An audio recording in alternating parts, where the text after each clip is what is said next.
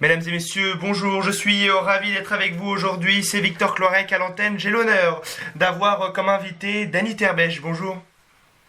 Bonjour Victor, bonjour tout le monde. Aujourd'hui nous allons parler du sujet qui fait sensation en ce moment, c'est sur la taxation des paris hippiques. Alors il y a eu beaucoup d'amendements qui ont été, il y en a eu surtout un qui a été mis, qui a été enlevé. Et là par contre il y a un amendement assez important qui est proposé par le gouvernement et qui prévoit d'augmenter la taxe de 6,9 à 7,5% sur les produits bruts des jeux sur les paris hippiques passés dans le réseau physique. Et de 6,9 à 15%, ce qui est assez important, voire très important, trop important sans doute pour la filière hippique sur les paris en ligne. Alors je suis avec Dany Terbèche, bien évidemment on le connaît depuis la manifestation de 2017 pour ceux qui étaient des gens des courses, on le connaissait bien évidemment avant, mais depuis vous étiez un peu l'un des organisateurs de cette fameuse manifestation de 2017 pour le live betting. Le live betting est passé là il y a quelques moments il y a eu l'amendement malheureusement qui est passé. Bon, il va passer au Sénat, il va y avoir un autre projet sur le live betting, mais là l'autre question c'est ce fameux amendement sur la taxation hippique. Est-ce qu'on peut se poser une question très claire, Dany? Est-ce que c'est pas un petit peu, si ça s'exécute, est-ce que c'est pas la filière qui va mourir? Oh, pas la filière, mais ouais, c'est d'abord, on va commencer par la mort du petit cheval, c'est-à-dire des modestes propriétaires comme moi, et puis des modestes entraîneurs. Ouais, il y a des gens qui vont sauter, c'est obligé. Après, quoi qu'il arrive, si une brèche est ouverte, même s'ils gagnent 1 euro, là on ne parle même pas de million, on parle d'1 euro, si la brèche est ouverte avec 1 euro, on ouvre la boîte de Pandore, et l'année prochaine ils reviennent, et l'année suivante ils reviennent, et ainsi de suite, ils vont revenir toutes les années, et c'est mort. Donc cet amendement, c'est un amendement 0, 0, 0. C'est-à-dire qu'il faut que le soir du 7, cet amendement soit enfermé dans un cercueil, et qu'on n'en parle plus. Parce que si, malgré tout, là, on manifeste et qu'on apprend que c'est encore d'actualité, on va dire sur le mouvement, mais on ne va pas s'arrêter là. Ce n'est pas possible de s'arrêter là. Donc, effectivement, ça va descendre jusqu'au Sénat au mois de novembre, fin novembre, et d'ici fin novembre, on va réfléchir à d'autres actions et surtout la durcir, hein, parce que là, c'est trop d'emplois qui sont visés, moi, je peux aller même plus loin, je pense que ça peut apporter à des suicides. Il y a des mecs qui ne pourront plus voir le jour demain. Donc, ouais, il y a grave danger. C'est le danger le plus grave que j'ai rencontré à ce jour. Ouais, c'est sûr que c'est une filière, alors on pourrait se poser la question, pourquoi le gouvernement fait ça alors que c'est une filière d'exception, une filière économiquement incroyable, qui ne coûte rien à l'État, qui embauche environ 40 000 personnes en France, ce qui est une source importante au niveau de la masse salariale.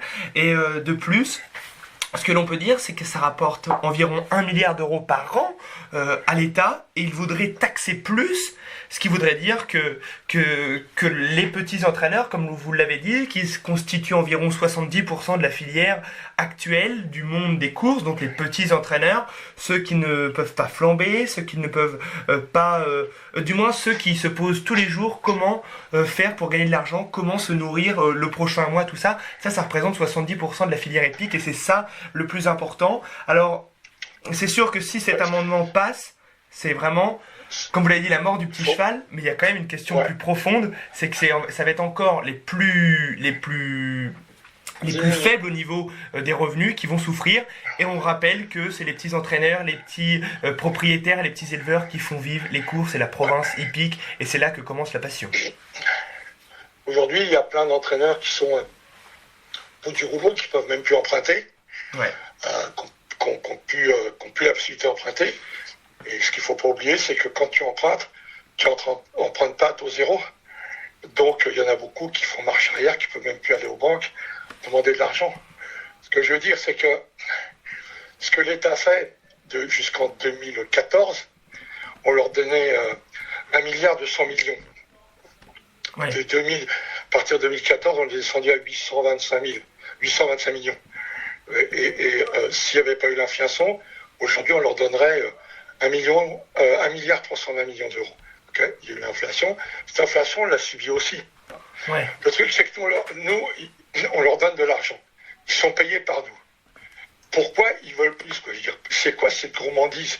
Si on était une société qui ne paye pas d'impôts, qui ne paye rien, qui ne donne rien. Mais le pire, c'est qu'on rapporte à la filière. On rapporte à l'État par an 1 milliard d'euros par an. À l'État. C'est énorme. Moi, aujourd'hui, 825 millions. Okay, c'est ce qu'on rapporte à l'État. Et il y a des entreprises, des grosses entreprises françaises qui emploient beaucoup de gens, c'est très très bien, qui ne payent pas d'impôts, qui ne payent pas de TVA, qui ne payent pas d'URSSAF pratiquement, et on ne va rien leur demander. Et nous qui rapportons, je veux dire, on nous dit, c'est pas assez. Qu'est-ce qu'ils veulent de plus? Quand tu te crées, tu as été élevé par tes parents. Okay. Ensuite, tu vas monter ton entreprise. Tu vas faire des emprunts. Les emprunts que tu vas faire, ils ne sont pas gratuits. Oui. Tu vas acheter du matériel. Tu vas acheter un établissement. Ensuite, une fois que tu as ça, tu vas avoir des employés. Et il faut que tu payes l'URSSAF. Il faut acheter tes chevaux. Il faut acheter de quoi faire tes saillies. Il faut payer les pensions. Tu payes tes impôts, directs et indirects. Et tu payes l'URSSAF. À quel moment dans ta vie, l'État vient frapper à ta porte et te dire « On a de l'argent pour vous aider ». Je ne connais personne qui a eu cette chance-là, à part les grosses entreprises, surtout étrangères, qui viennent s'installer chez nous, qu'on aide. Nous, on est dans notre pays, on monte des trucs, c'est nous qui payons nos impôts.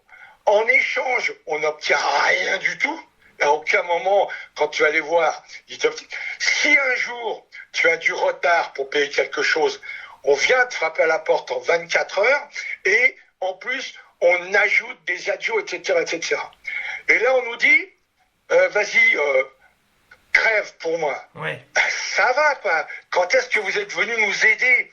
C'est sans arrêt des emmerdements. On a pris en pleine gueule un truc dont très, très peu de gens se sont remis, c'est la TVA. Aujourd'hui encore, avec cette augmentation de TVA, il y a des gens qui souffrent, et il y a des mecs qui, tous les mois, pour garder leur petit cheval, se débrouillent comme ils peuvent, avec de la famille, de la commun, pour aider à payer les pensions et tout, pour que le mec puisse continuer à avoir du plaisir, alors que toute sa vie il a travaillé, alors que toute sa vie il a donné, et qu'au moment où il peut profiter à sa retraite ou autre, on lui dit « Non, stop, t'as pas assez payé ». Et ça, c'est le combat qu'il faut que l'on mène, que les gens comprennent. Parce que si ça commence aujourd'hui, ça va continuer. Il n'y a pas d'autre solution. C'est politique. C'est politique. Ils sont très forts, ils sont de grands manipulateurs. Moi, je vais te dire, Victor, depuis que je fais de la politique, j'ai toujours dit qu'on n'était pas encore arrivé en démocratie. Qu'on était en train de construire la démocratie. Et du moment où je disais en réunion qu'on construisait sur la démocratie, et beaucoup de gens m'ont compris, il s'avère qu'aux dernières élections, notre démocratie est bafouée. Comment veux-tu aujourd'hui demander aux gens d'être clairs, d'être honnêtes, d'être bien dans leur godasse, quand on a au-dessus de nous, il y a eu des élections et que ces élections ont été bafouées. Là, on est dans un contexte où la racaille, le vendeur de drogue, le voyou, a raison. On lui donne raison. Il fait exactement ce que le gouvernement fait. Et aujourd'hui, qu'est-ce que fait le gouvernement? Eh bien, il vient nous racketter. Oui. C'est du racket. C'est du racket, oui, bien évidemment, parce que surtout que là, il en veut encore plus, comme vous l'avez dit tout à l'heure, c'est une gourmandise, réellement, c'est vraiment, on veut plus, bien évidemment. L'État est dans une faillite absolument profonde en ce moment, et donc faut trouver de l'argent où il y en a un petit peu.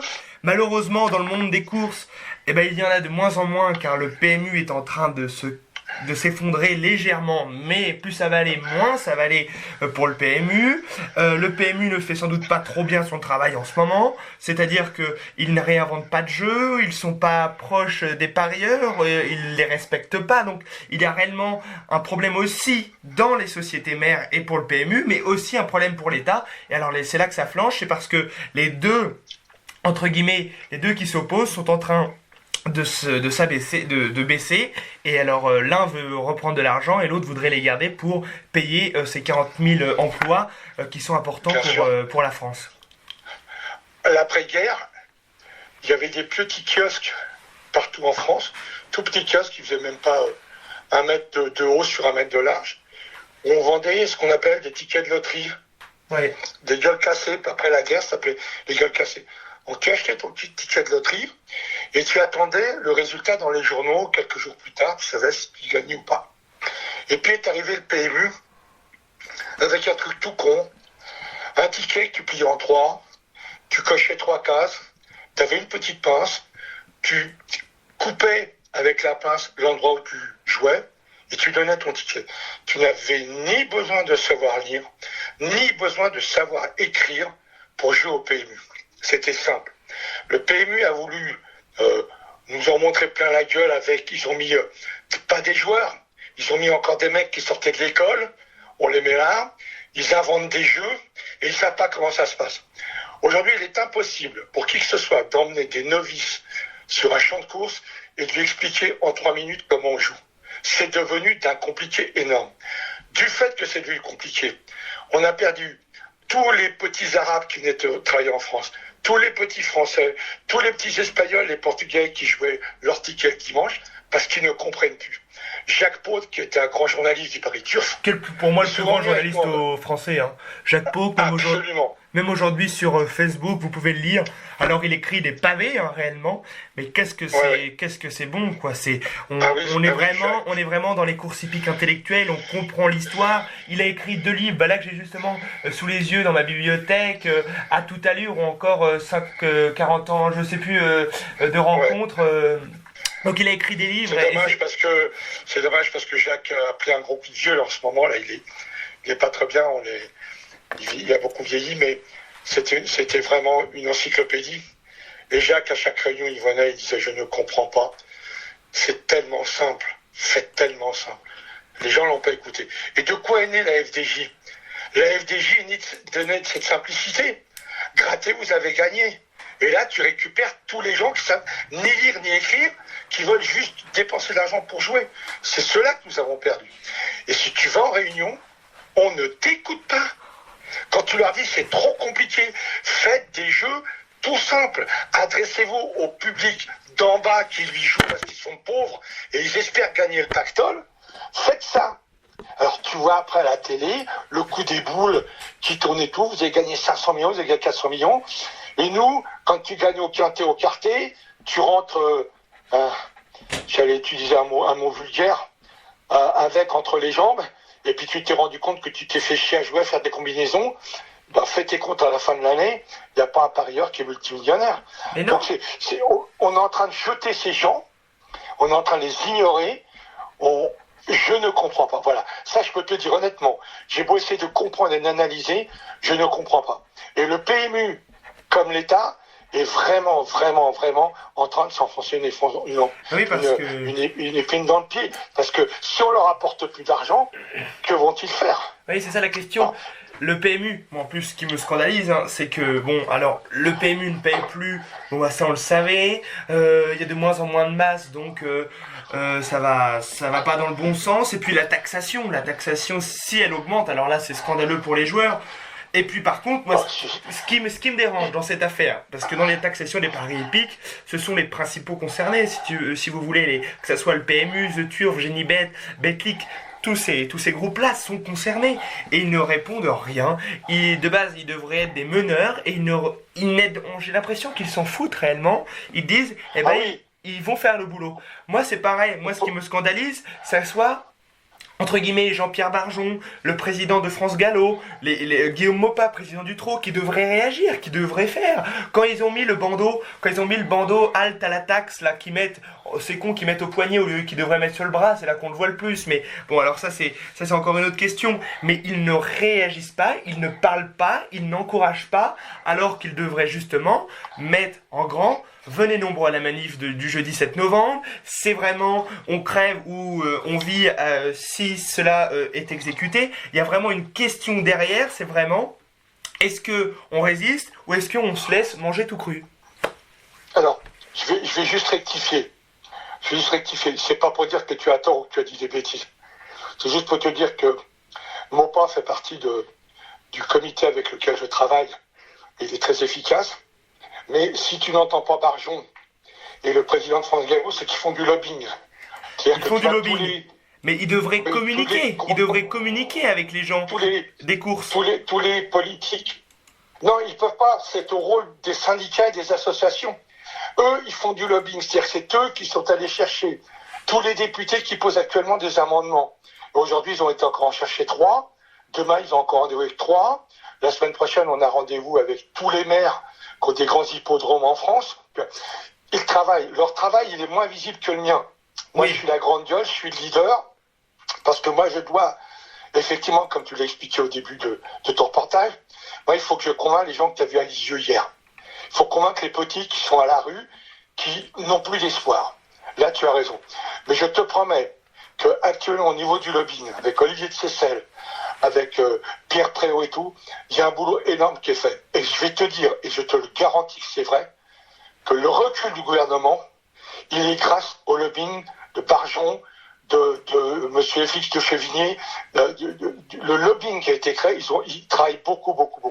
Ouais. Ils travaillent beaucoup. Moi, je suis très fatigué, mais ils sont aussi fatigués que moi.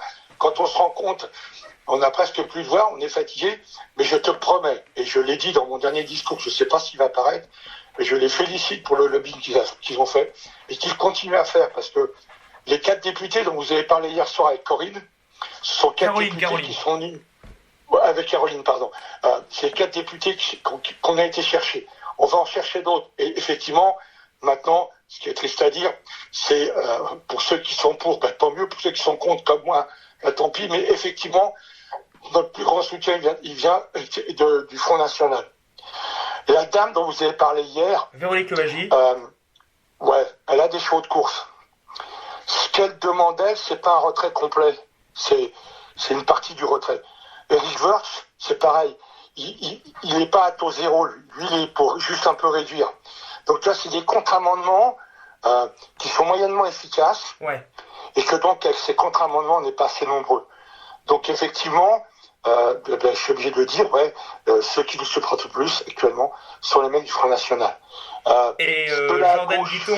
Jordan Guiton qui a proposé un contre-amendement et lui qui veut vraiment...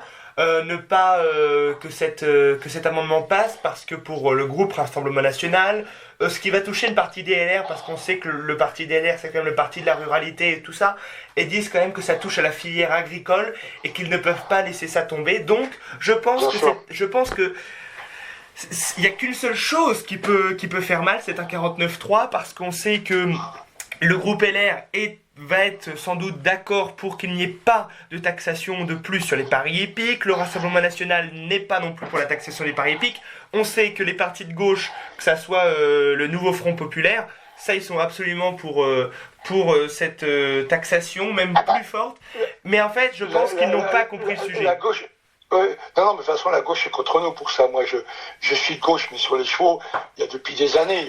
Souvent, j'essaie d'emmener des amis députés avec moi aux courses qui sont de gauche. Ils ne veulent pas venir.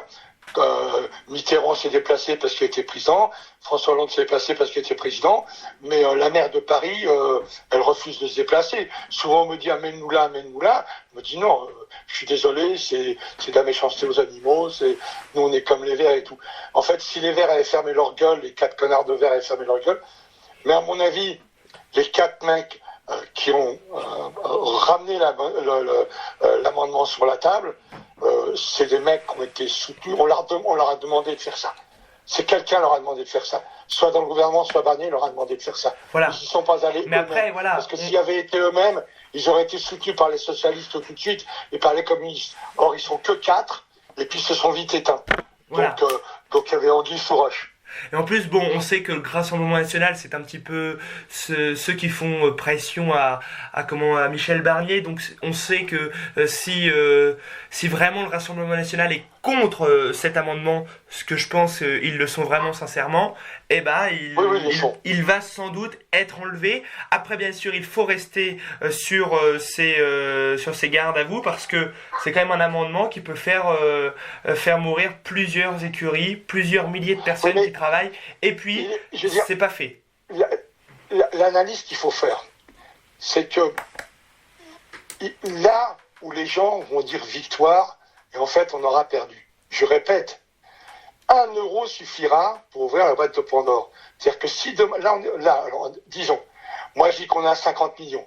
Il y en a qui disent sont entre 30 et 35 millions.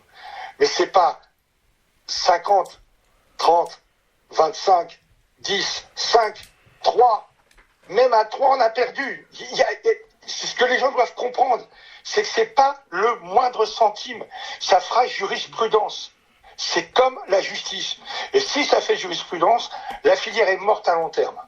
On va peut-être te dire 10 ans, 15 ans, mais adieu les courses. Bon, moi j'ai 76 ans, je m'en fous. Mais j'ai mon petit-fils qui a 14 ans qui est éleveur. J'ai mon fils qui a 50 ans qui est éleveur. J'ai mon neveu qui a 49 ans qui est éleveur. Ils ont des chevaux de course.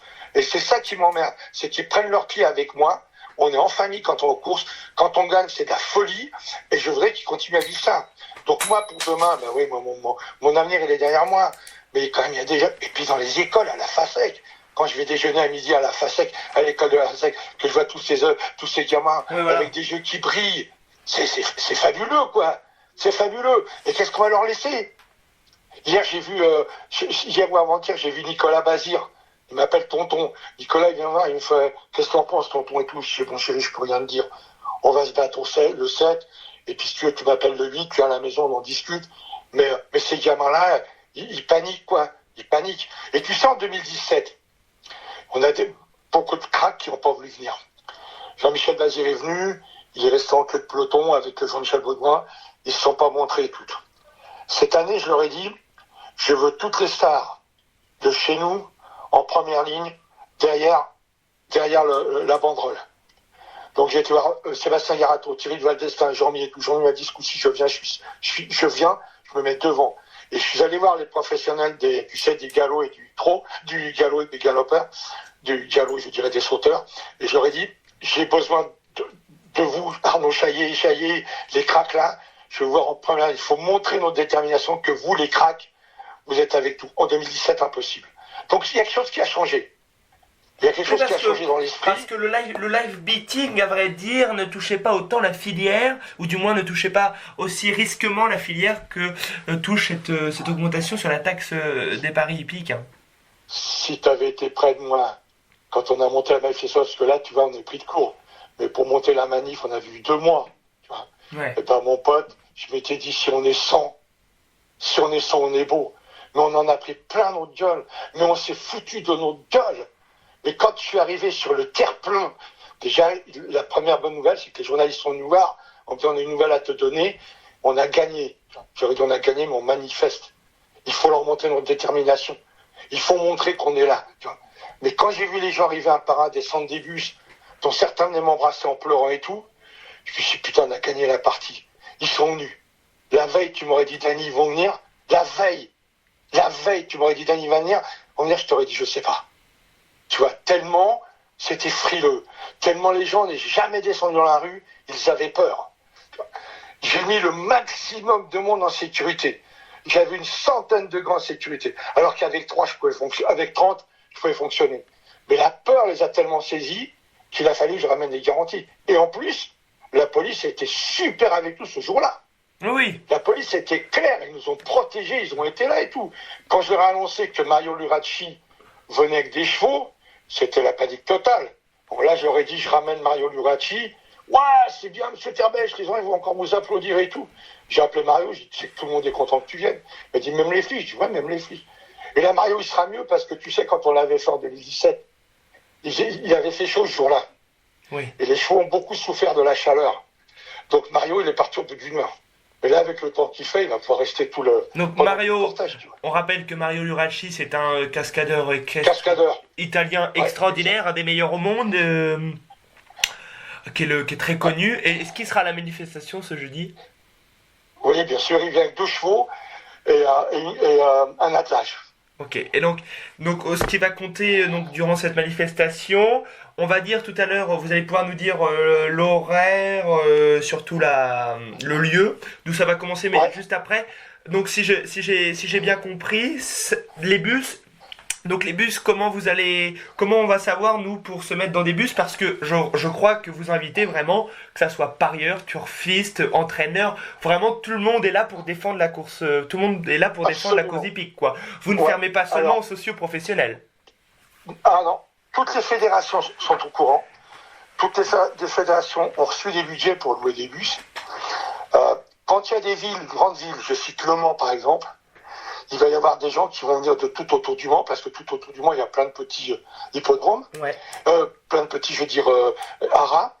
Donc là, il y a des minibus qui vont passer prendre les gens chez eux un par un et les ramener directement au Mans pour qu'au Mans, ils prennent le grand bus ou les grands bus. Donc ça va être comme ça dans toutes les villes, il y a minibus et bus. Okay. Ensuite, arrivé d'Enfer Rochereau dans le 14e, place d'Enfer Rochereau dans le 14e, donc côté sud de Paris, on dépose là-bas parce que j'ai de la place pour garer les bus et j'ai de la place pour protéger les gens qui vont arriver. Ensuite, on a 3 km 400 à marcher. Bien sûr, on a 3 heures pour le faire.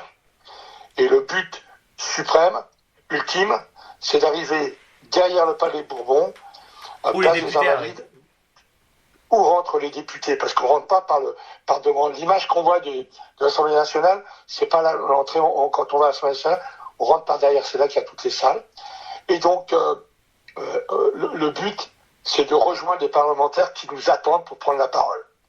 Donc là, la police peut très bien dire non, vous arrêtez à 500 mètres, et là, on n'aura aucun député qui se déplacera, parce qu'en même temps, ils feront des allers-retours, ils travailleront dans l'hémicycle. Donc il faut vraiment qu'on soit le plus près possible. La place et la rue des Invalides est très grande, donc si par bonheur on arrive à 100 mètres, on est bon, quoi. On est bon et ensuite on laisse la parole aux politiques jusqu'à 17h30. Voilà. Et c'est ça qui est important, c'est qu'il faut qu'on soit photographié avec eux, qu'on nous voit avec eux, et ça fera la une des journaux. Si les politiques se joignent à nous avec leur écharpe, ça fera la une des journaux. Donc là, on est encore en train de travailler. Pour ce qui est de la logistique, elle est terminée. Nous sommes prêts. Il y a plus que maintenant que le côté du lobbying à travailler, à continuer à faire venir des gens, à continuer à poser des anti-amendements. Donc je sais que lundi matin, à 10h, l'hémicycle ouvre pour écouter les 3 amendements que nous avons proposés. Ils ne pourront pas prendre les 4. Et normalement, à midi, tout doit être terminé. Donc à midi, il n'y a plus que Barnier et De Courson qui vont travailler dessus. Alors la position de Courson, elle est très spéciale. De Courson est tout seul, il n'a pas de parti. Mais alors, il est habitué. Si on parle de Charles de Courson, en fait c'est pas, il y a quand même du mal dans la logique parce que c'est 1500 €. Alors ça ne veut rien dire parce que le parieur qui est malade, il a juste à faire plusieurs tickets et diviser son jeu ensemble et puis ça fait pareil et puis il paiera pas de taxes. Hein, dans ce moment, il ne sait pas de quoi il parle. Mais il y a 10 jours, il n'avait pas cette politique-là. Il n'avait pas ce discours. Il a changé en à peine 10 jours, il a changé. Hein.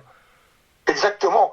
Donc nous, quand on l'a appris, on a rigolé. Donc je sais que Sylvain Copier de Paris Turf fait un papier ce soir, un billet d'humour concernant De Courson. Mais bon, il est habitué du fait. Je sais que dans l'équipe que nous sommes, il y a des gens qui vont le rencontrer là, qui l'ont peut-être déjà rencontré, mais il y a un rendez-vous qui a été pris avec lui.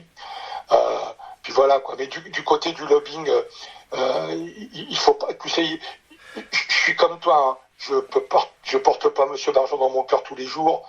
On a des choses sur lesquelles on n'est pas d'accord. Ah non, mais moi je n'ai rien contre Monsieur Barjon, s'il vous plaît, mais non, c'est juste que je trouvais, je n'ai pas dit qu'il ne faisait pas de lobbying, peut-être qu'il met une pression absolument exceptionnelle, mais je trouvais qu'il ne communiquait pas assez et il n'encourageait pas assez les professionnels. Et après, vous nous avez expliqué, et c'est votre rôle, vous êtes le meneur de cette manifestation et qu'il ne pouvait pas.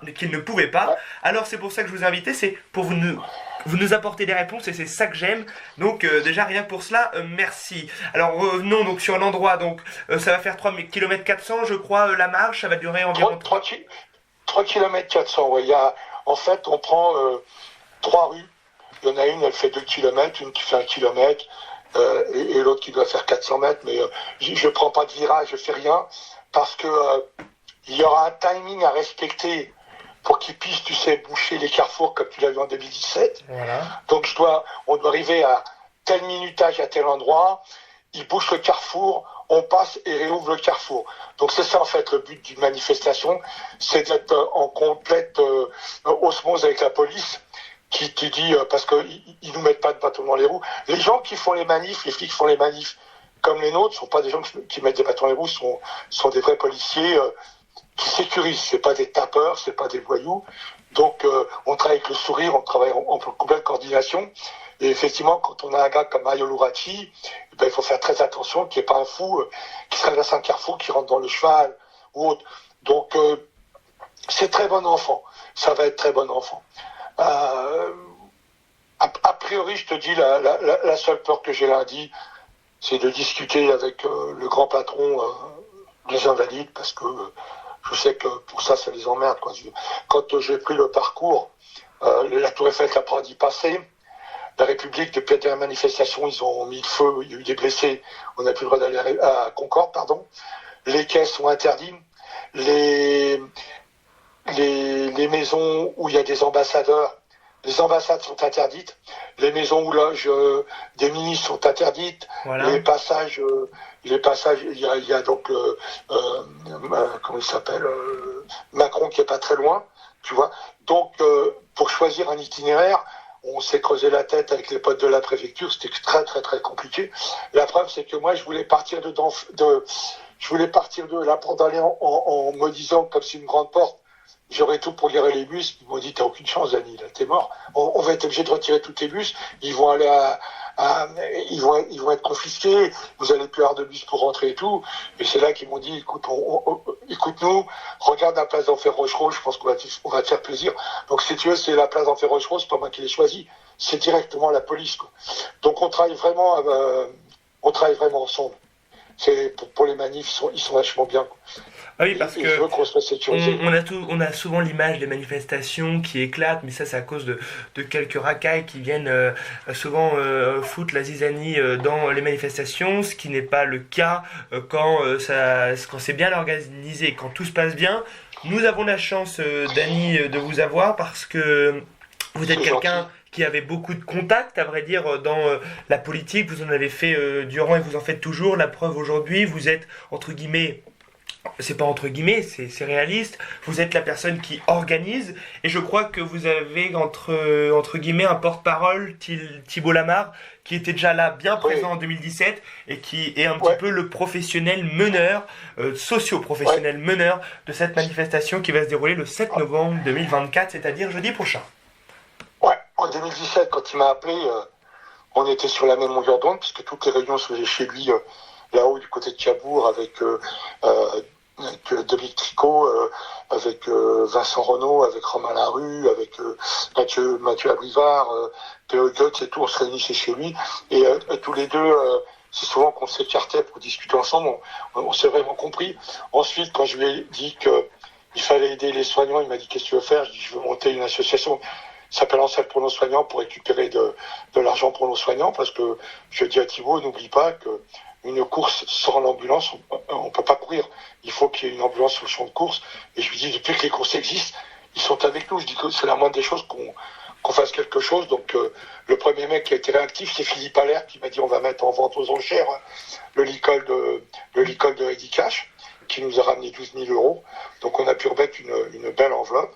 Et quand là, ça a démarré, quand on a vu que ça sentait mauvais, dès que l'amendement est tombé, on s'est parlé tout de suite au téléphone.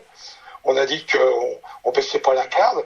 Bon, ensuite, comme je te l'ai dit, il y a eu l'erreur monumentale de dire tout va bien et que tout le monde s'est endormi et que j'ai continué à bousculer Thibault. Alors, la relation que j'ai à Thibault est suffisamment amicale pour qu'on s'engueule gentiment pour dire quel est notre défaut. Alors, le vendredi, quand j'étais à Vincennes, il était avec son épouse et son fils. Et je l'ai bousculé, je dis, Thibault, réveille-toi. Je veux retrouver le Thibault Lamarre, j'ai connu en 2007. Tu es en train de t'endormir, ils t'ont endormi comme les autres. Et le lendemain, il m'a appelé en me dit, présentant ses excuses, il m'a dit, putain, mais pourquoi toi, tu savais tout? Je dis, Thibault, je te l'ai toujours dit, je fais de la politique, je sais comment on pratique en politique. Tu aurais dû m'écouter dès le début. Il m'a dit, écoute, c'est pas trop tard. On s'y met maintenant. T'es charismatique, monte au créneau, s'il te plaît. Ouvre ta grande gueule. les gens ont commencé à bouger et tout. Et c'est vrai que je peux te promettre que je suis allé, j'ai ma jument qui a couru mercredi à Vincennes. Dès que je suis rentré à Vincennes, tous les gens sont venus me voir, tous les gens sont venus me dire bonjour, tous les gens m'ont remercié et tout. Je suis resté jusqu'à la dernière course, jusqu'au dernier moment. Les gens continuent à me saluer, à me féliciter, à m'applaudir et tout. Donc, et Pierre Préau, qui est important dans le domaine du cheval, qui est président, m'a dit il faut que vous montiez au créneau, c'est pas à Barjon de monter au créneau. Les gens vont vous écouter. Barjon, il les endort, mais ils vont vous écouter. Et quand j'ai parlé avec M. Barjon, il m'a dit Monsieur Trabèche, vous montez, vous ferez mieux que moi, vous l'avez fait en 2017, vous ferez mieux que moi. Et tu vois, moi, la marche, quand j'ai dit à Barjon, je vais l'appeler marche ou crème, je croyais que j'allais le surprendre. Et il m'a dit, mais vous avez tout compris, c'est exactement ça. Et vous avez tout compris, c'est le nom de la marche. Et voilà. Marche ou crève, sacré nom, et en plus, je crois que c'est assez réaliste. Hein. Ouais, et puis c'est une chanson qu'on avait écrite avec Trust dans le premier album de Trust. C'était à l'époque, tu sais, des syndicats et tout. Et ce que je veux te dire par là, c'est que tu as dit quelque chose tout à l'heure intéressant. Effectivement, quand un parti politique descend dans la rue, il y a son ennemi qui descend pas en même temps. Donc, il pourrisse les manifestations. Nous, on n'est pas politique, on n'a pas d'ennemis. Mais ce que je peux te promettre, c'est qu'en 2017, avant d'arriver au palais de... Merde, palais de l'économie, là, attends, moi. Avant d'arriver à Bercy. Avant d'arriver, voilà. À Bercy, disons, il restait 500 mètres à marcher. Les gars du service d'ordre m'ont prévenu sur Talkie-Walkie qu'il y avait des black blocs qui étaient derrière, qui venaient derrière nous. J'ai envoyé le cordon tout de suite, j'ai envoyé ceux qui ont l'habitude. Ils ont négocié avec les black blocs, ils leur ont dit que nous, on n'avait rien à donner, qu'on avait avec les politiques et tout. Ils sont partis. Bon. Aujourd'hui, qu'est-ce que je peux craindre? Les black blocs, les casseurs et les gilets jaunes. Bon. Sur le trajet que je prends, ils n'ont rien à gagner. Il n'y a pas de magasin, il y a beaucoup de monde, ils n'ont rien à gagner. Donc, c'est un trajet qui me sécurise. Je t'avoue, je n'ai pas autant de monde que la dernière fois. Je vais prendre 40 personnes.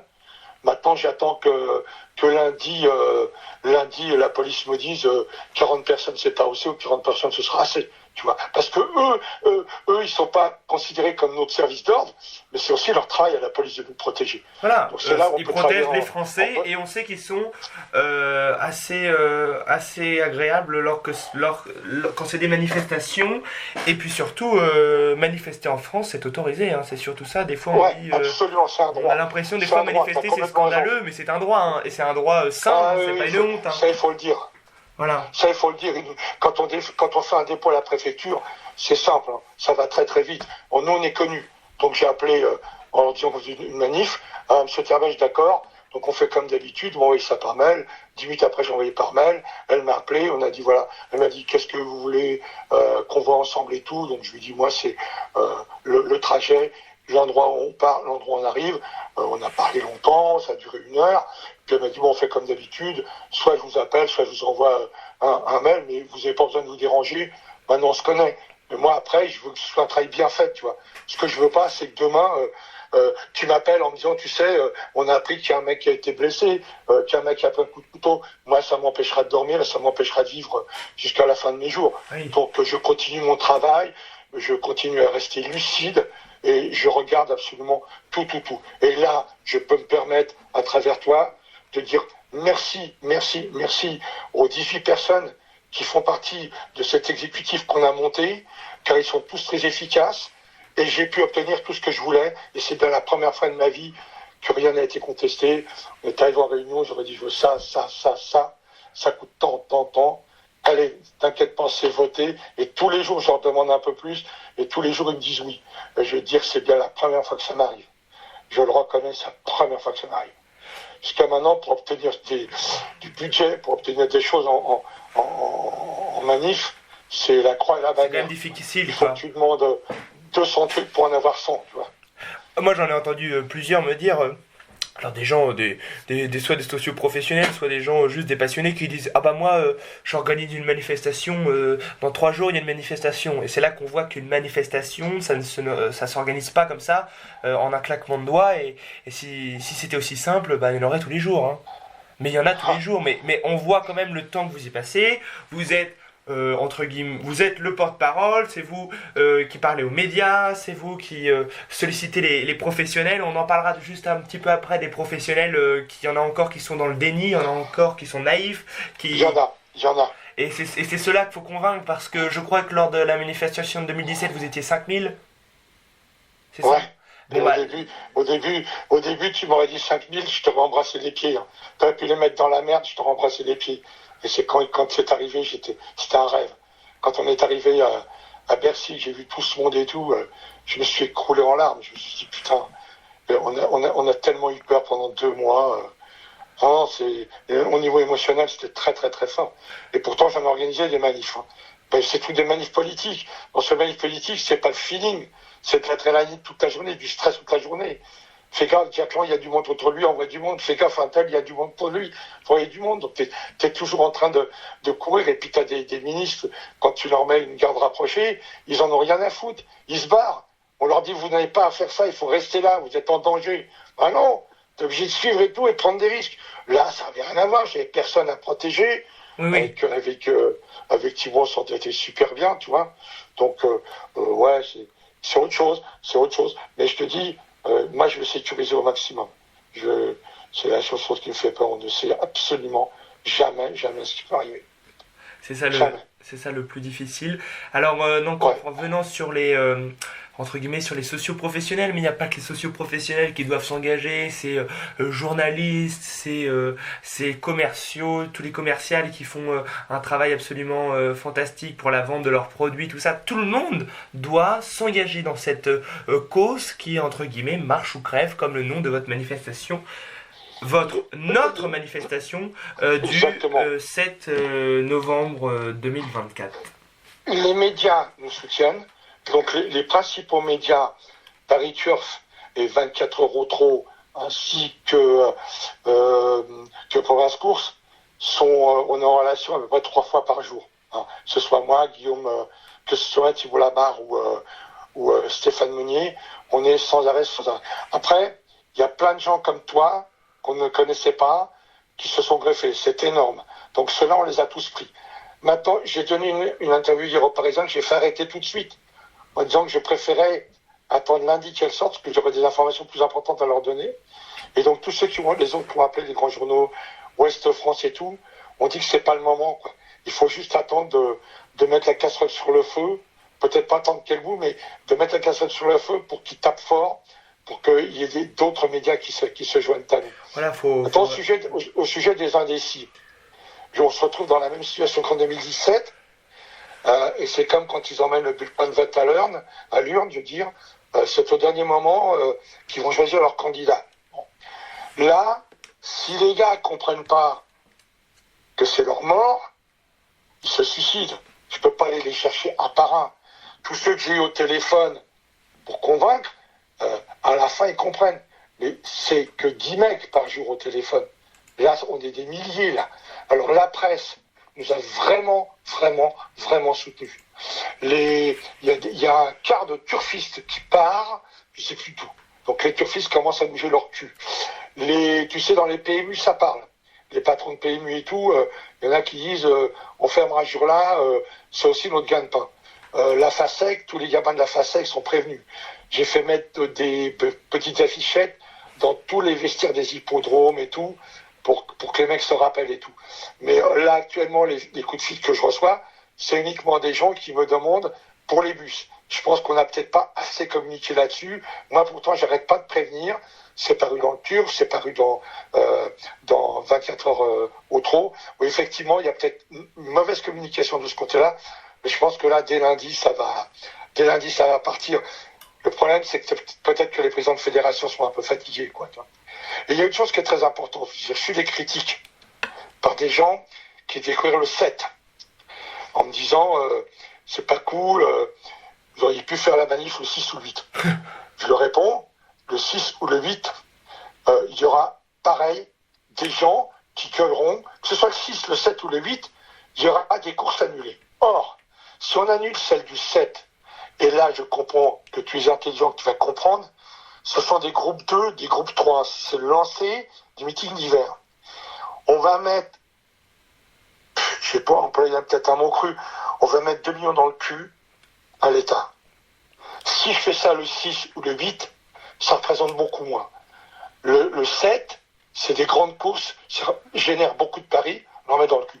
Maintenant, ceux qui se sont plaints, qui couraient pas le 7, courent le 8. Alors, de quoi ils se plaignent? C'est une journée de plus. Leur cheval, il sera préparé de la même manière, il ne sera pas plus fatigué. Donc, les courses seront courues le 8, le 9 et le 12. Voilà, les courses vont être reportées, ça c'est pas du tout un problème. Donc, mais oui, on voulait pas que les mecs payent. On voulait qu'ils perdent rien. C'est juste de bloquer cette date pour qu'on soit nombreux. Ou ça aurait pu être dérangeant. Ça aurait pu être dérangeant si les courses avaient été annulées et non pas reportées. Là, elles sont reportées, donc aucun problème pour personne. Voilà. Dans le galop, ils peuvent pas. Bon, comme ils m'ont dit en plus, ce sont des petites courses, c'est pas un problème. Mais dans le galop, ils ont un souci, ils peuvent pas reporter. Et personne n'a gueulé. Dans le galop, ils ont dit non, c'est notre gagne-pain. De toute façon, il y a eu des courses, on s'est mis quand même. Tu vois. Oui. Mais là, il y a quand même des gens qui se plaignent, qui sont égoïstes. Et ça me choque. C'est très, très dur à entendre, tu vois. Et je leur dis aux mecs, vous n'êtes pas seuls sur Terre. C'est pas le moment d'être égoïste. C'est le moment de se battre. Et si votre cheval n'est pas à l'arrivée, voilà, ça aurait fait deux coups d'épée dans l'eau. Un, votre cheval n'est pas arrivé, 2, vous n'êtes pas à la manif. Bon, c'est très intelligent. Le seul qui va gagner va être content, les autres diront qu'est-ce qu'on est vu foutre là. Ah, mais donc, surtout si ça ne marche pas, c'est la filière qui va souffrir, quoi. C'est ça que surtout faut dire, quoi.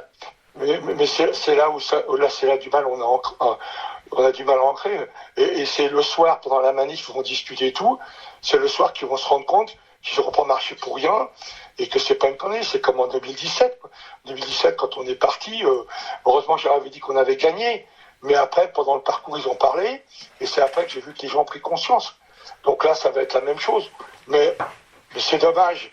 C'est dommage qu'on comprenne pas, quoi. Je veux dire, je sais pas, les gens ont fait la guerre.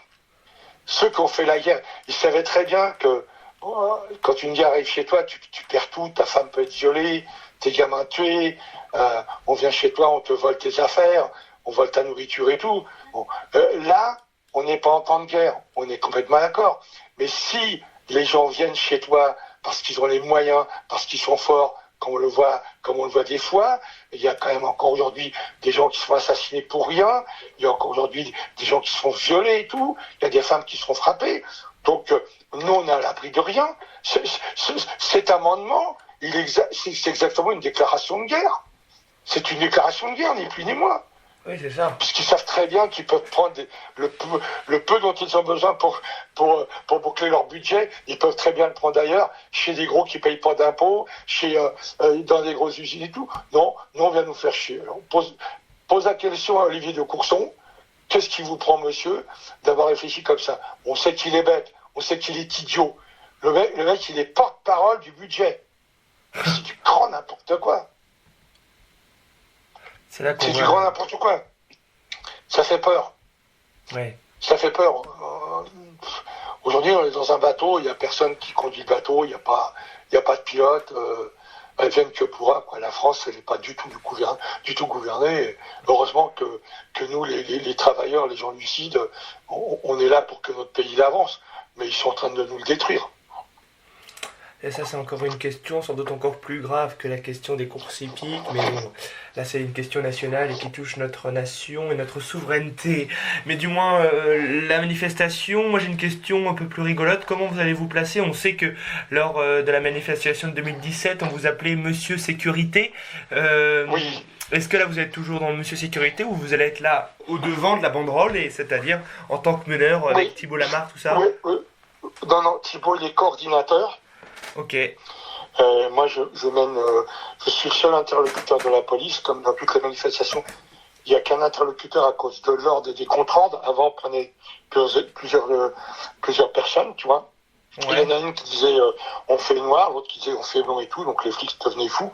Aujourd'hui, il y a un interlocuteur, ce sera moi, je vais mettre Mairo Luachi complètement en tête, je vais mettre l'attelage ensuite, je vais mettre un tracteur pour représenter la ruralité.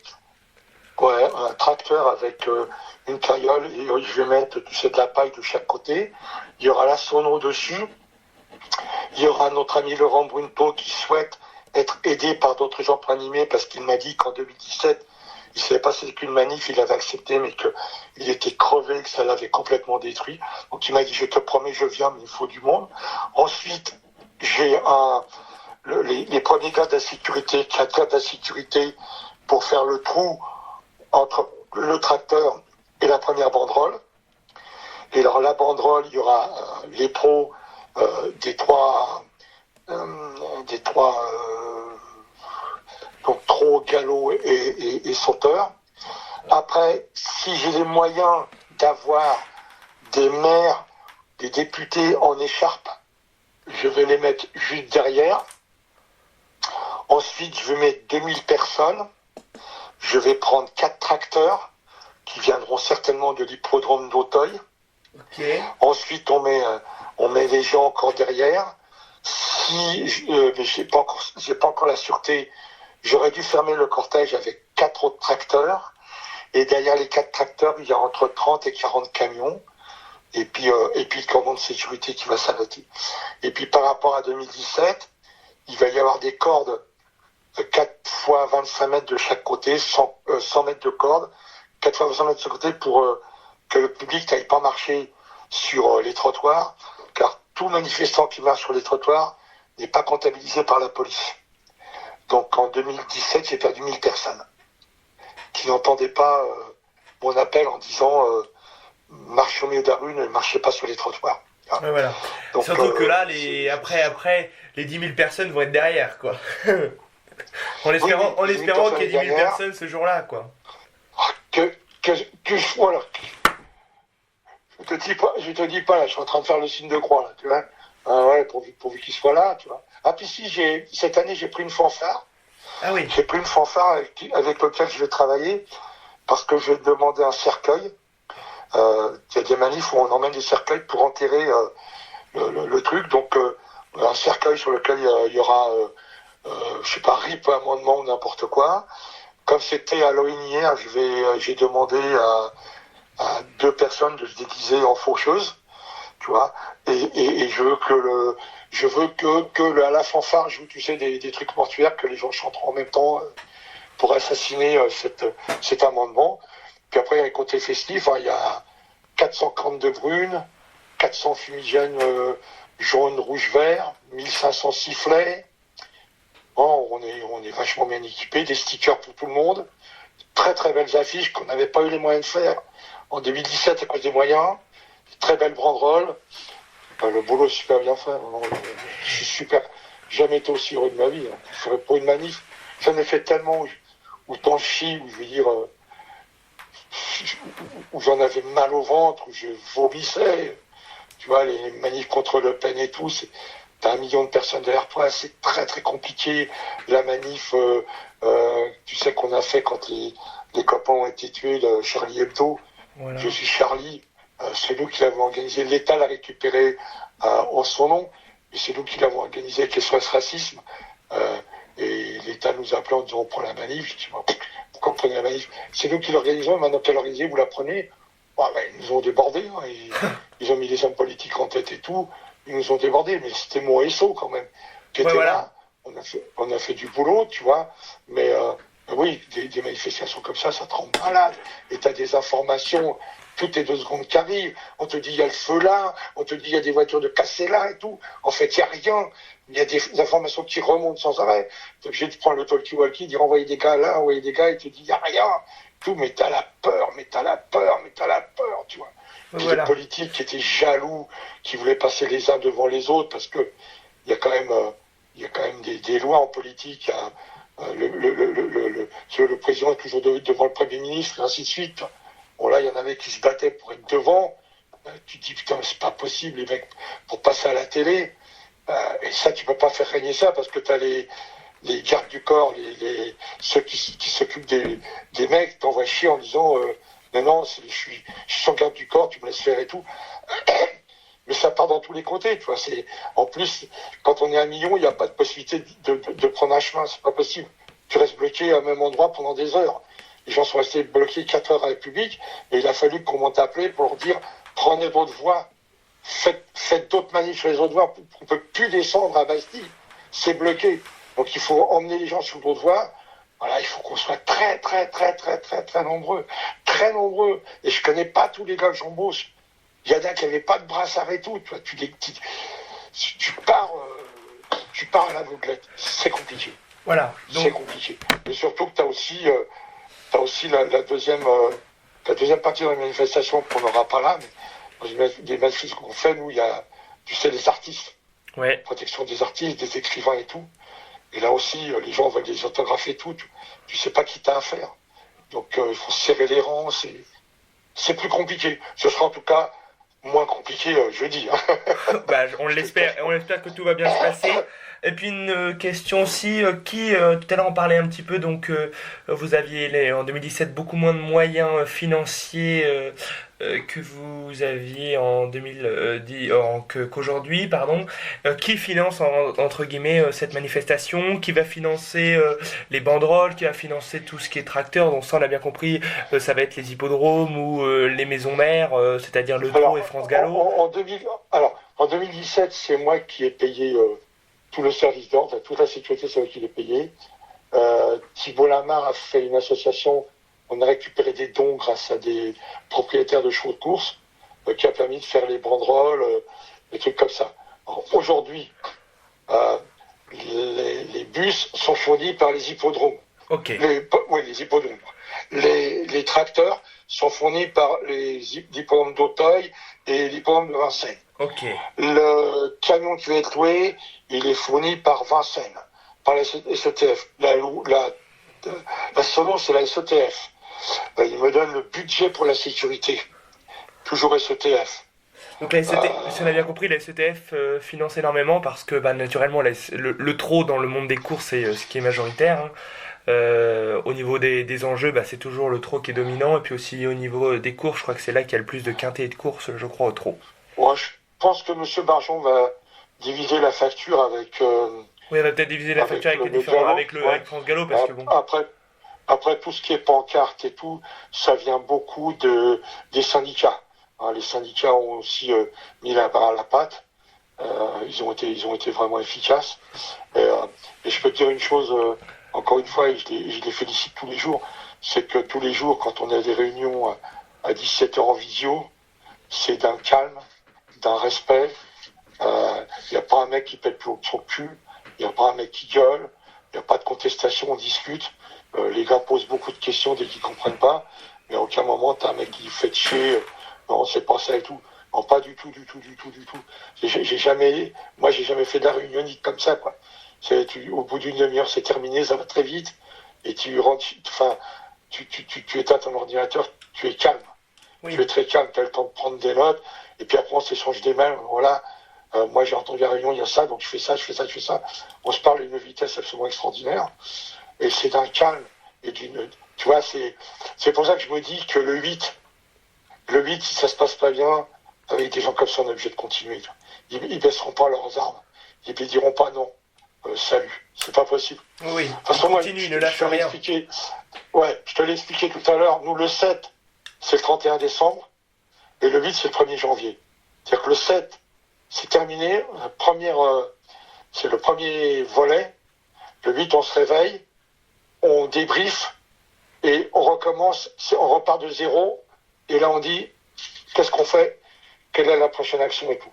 Et la prochaine action, ça veut dire qu'on va être plus méchant. Et voilà.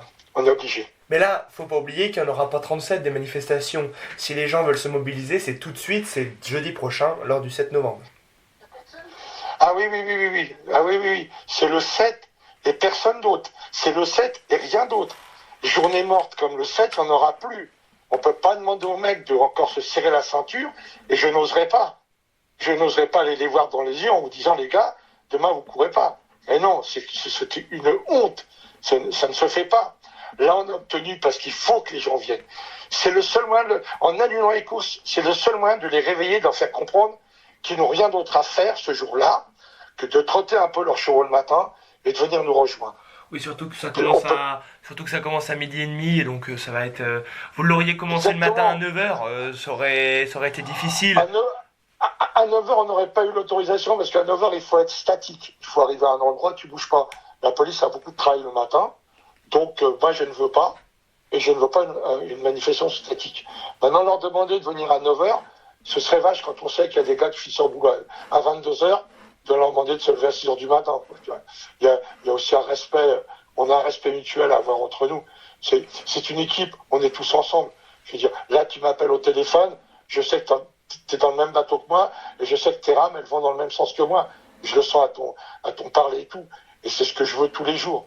Et ce que je veux, c'est que les gens comprennent que ce que nous faisons aujourd'hui, ce n'est pas ni la mer à boire, et on n'a pas du tout planté la flamme des Jeux Olympiques. Non. Nous, notre flamme, elle est éteinte.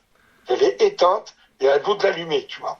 Donc le 7, si on n'est pas tous ensemble, eh ben, je vais certainement faire une dépression nerveuse le soir. Je vais certainement me dire, ces gens-là n'ont pas compris qu'on est en train de sauver leur route. Moi, mon avenir est derrière moi, je suis un vieux, j'ai 76 ans. Donc, je le fais pour eux. J'avais pas besoin d'ouvrir ma gueule, moi. Je le fais pour eux, j'ai mon travail, j'ai mes chevaux, j'ai ma famille, tout va bien. Mais ces gens-là, attention, ils me font pas pitié, parce que j'ai de la pitié que pour les animaux. Ils me font pas pitié. J'ai du respect pour eux.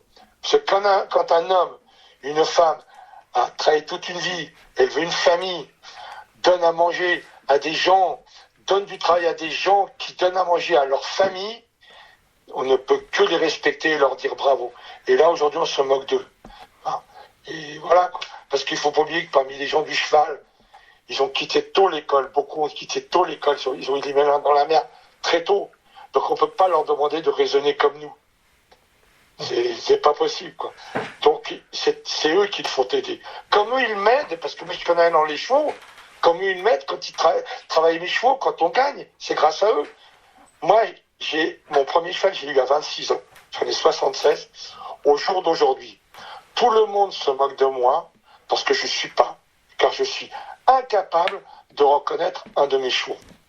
Dès que j'arrive dans les écuries, je demande où sont mes chevaux.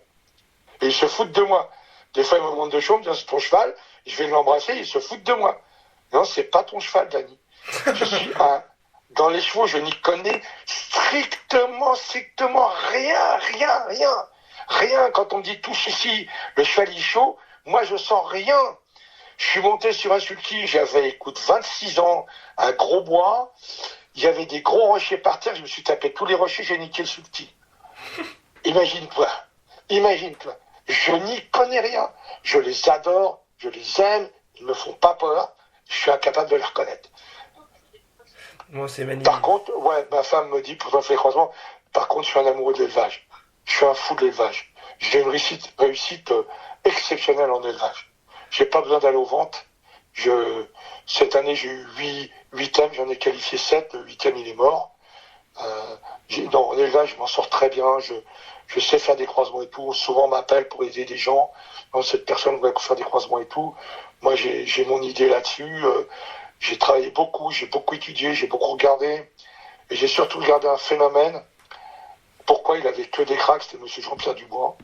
Et j'ai mis 5 ans à comprendre comment il travaillait. J'ai mis beaucoup de temps. Parce que M. Jean-Pierre Dubois, quand il parle d'élevage, il parle du contraire de ce qu'il fait. Il aiguille les gens sur la mauvaise route. Il est très intelligent. Donc j'ai fini par comprendre 5 ans après qu'en fait tout ce qu'il disait, c'était pas ce qu'il faisait. Et ben voilà. Si tout le monde avait compris ça, tout le monde serait des excellents éleveurs comme vous. Et on l'a vu encore l'autre jour avec Mary, je crois, une de vos petites juments qui finit 5e sur l'hippodrome d'Anguin, et elle courait assez bien. Non, elle est pas gourmande. Elle est pas gourmande. Je pense qu'on va plus la revoir sur Paris. On va la garder pour la province. Il faut juste que je vois si son papier est bon. Il y a une jument que je refuse de vendre qui s'appelle Chiara, qui est arrivée chez Benjamin Goetz. Benjamin Goetz, le jour qui a fait la faute à Beaumont-de-Lomagne, je crois. Exactement. Et puis là, elle a fini seconde. Et elle, je veux absolument la garder parce qu'elle a vraiment, vraiment un papier de poulinière. Donc, j'en ai vendu une partie à réclamer pour des gens qui voulaient 10%, qui étaient amoureux de la jument. Donc, j'ai accepté de le faire.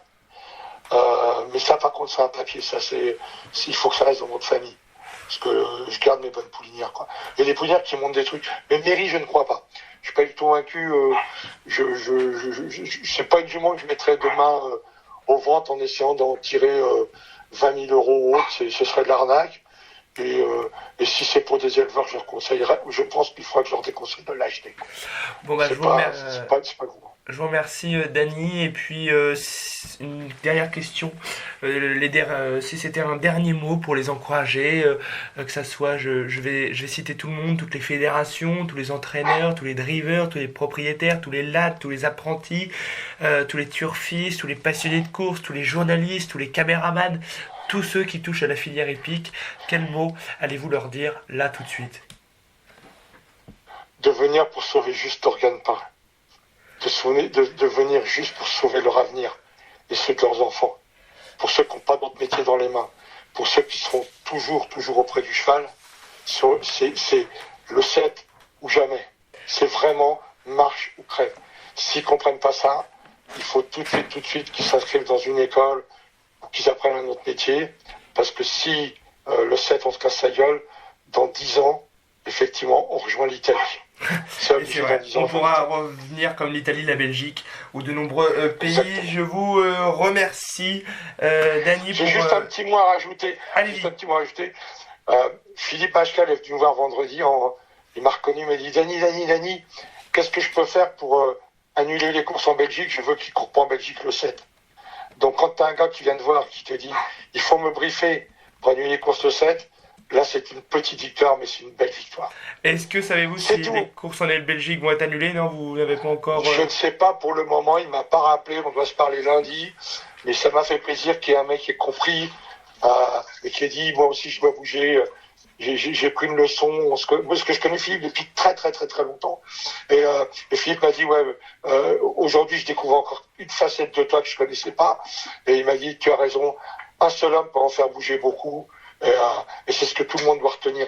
C'est qu'un mec convaincu, un mec décidé et tout, il se rend compte qu'à lui tout seul, il peut faire du beau boulot.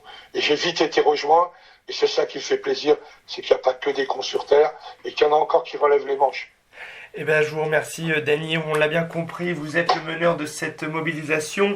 Le nom, c'est Marche ou Crève, et c'est réaliste. Ouais. Je vous remercie. J'espère te voir avec nous. Faut pas hésiter à venir te présenter. Je suis grand, chevelu, facile à connaître, et tu viens me saluer, ça ferait énormément plaisir. Eh ben pas de problème, Dany, on sera là à vous soutenir, et j'espère que de nombreuses personnes seront là. Du moins, le journal Le Turfin soutient totalement cette cause et va vous faire une annonce dans les prochains jours. Merci, Dany, pour cette interview. Merci beaucoup. Très belle soirée, au revoir. Et mesdames et messieurs, je vous dis à bientôt.